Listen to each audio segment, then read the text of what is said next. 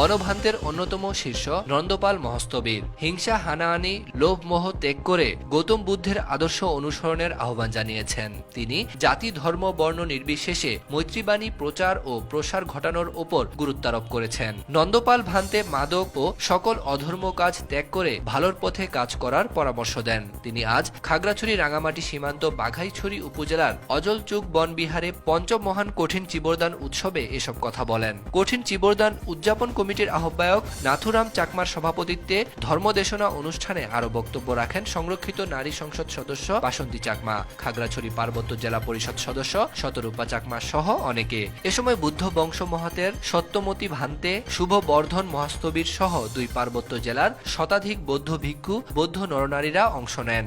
সকালে এ উপলক্ষে পঞ্চশীল গ্রহণ, বৌদ্ধ পূজা, সংঘদান, অষ্টপরিষ্কার দান ও চিবরদান উৎসর্গ করা হয়। এর আগে সকালে ঢাকা থেকে হেলিকপ্টার যোগে নন্দপাল মহস্তবীর খাগড়াছড়িতে আসেন। এ সময় তাকে 3 পার্বত্য জেলার নারী সাংসদ বাসন্তী চাকমা, খাগড়াছড়ি জেলা পরিষদ চেয়ারম্যান কংজরি চৌধুরী, জেলা পরিষদ সদস্য শতরূপা চাকমা ও জুয়েল চাকমা সহ হাজার ধর্মপ্রাণ মানুষ তাকে দেখতে ভিড় করেন এবং শ্রদ্ধা জ্ঞাপন করেন।